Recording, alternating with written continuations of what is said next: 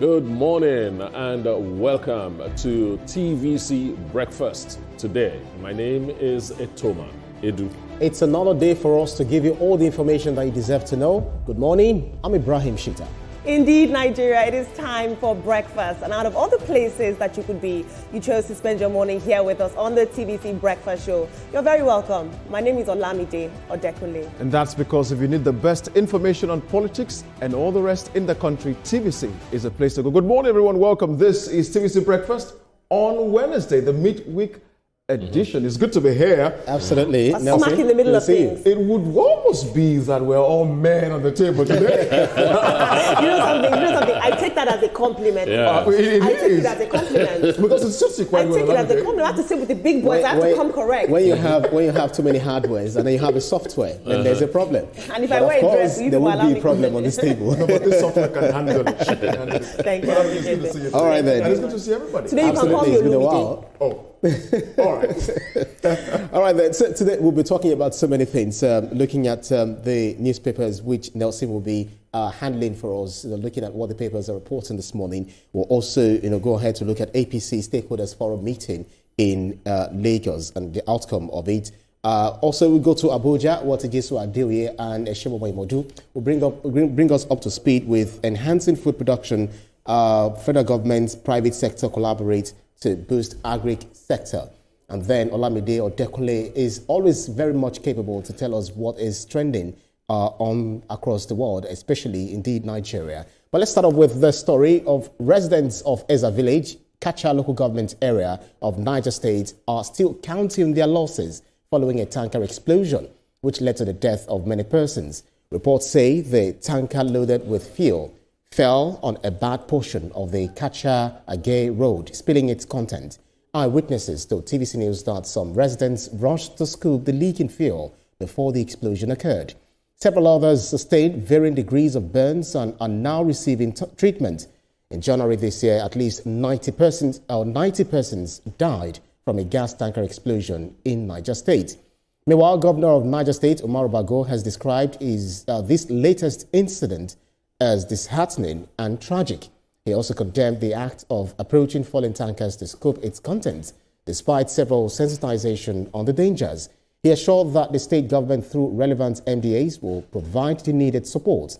The Nigeria Governors Forum has also sympathized with the people of Niger State. The NGF commended efforts of emergency responders for their swift intervention and humanitarian support to the victims. Chairman of the forum and Governor of Kwara State, Abdulrahman Abdulrazak, says the incident is another sad reminder of the need for greater attention to safety and regulation and the storage and transportation of combustible materials across the country. It is indeed very sad to come back here again and talk about, tanker explosion, tanker incidents, where after a falling tanker, you have people, especially women, children, indeed the youth altogether, rushing to scoop the fuel, the spilled content. Do we adduce this to ignorance or poverty or the lack of... Because one of the blames actually went to the state government for not rehabilitating the road for easy movement. If you can see looking at the screen, you see that it's not really motorable. So most definitely, accidents are bound to happen. Yes, and this one is so disheartening. Nigerians have seen the outcome of rushing to scoop fuel when there's an accident like this, but it seems we're not learning.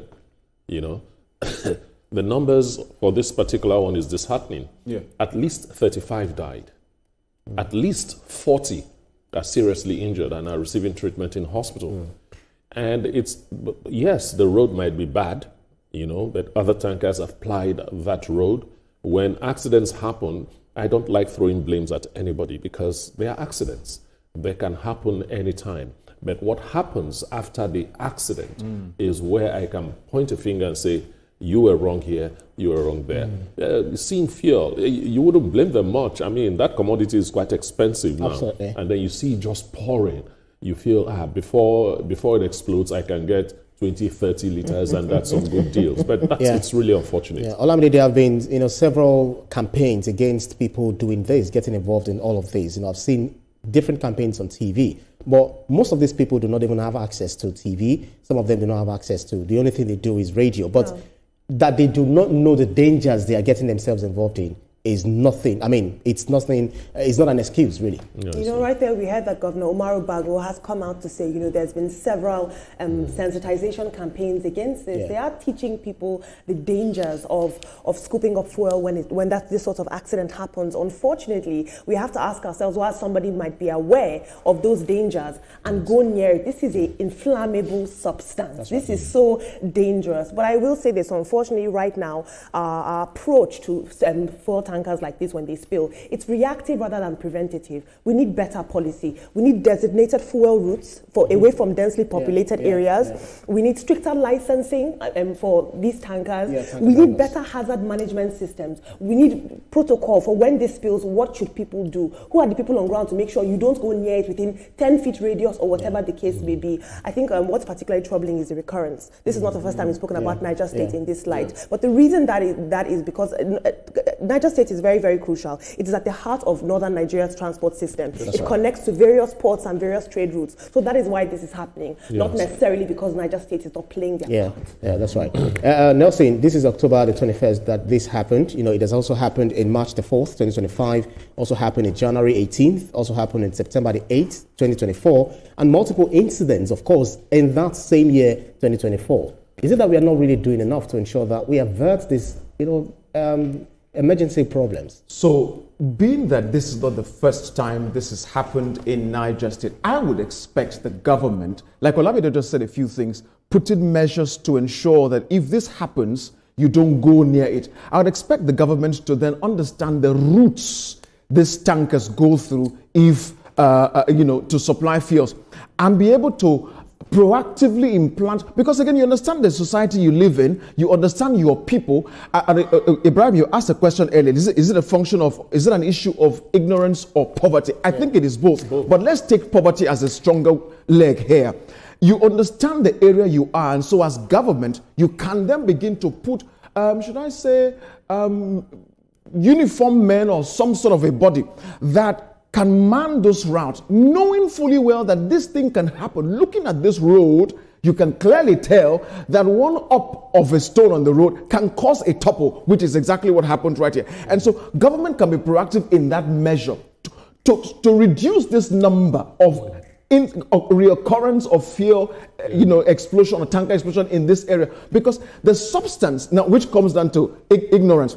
The substance in petrol, like sulfur, hydrogen, carbon, and so on, when inhaled at an extreme amount, causes a lot of irritation to the eyes, throat, and sensitive, lungs in human body, which can then lead to fainting and several other kind of health hazards. So the explosion is just secondary. It's secondary. Yeah. Before the thing even explodes, you have already imploded it within you, and so it's both way evil. I would love to take a unique angle here. There's this notion, and it's because we're an oil-rich country.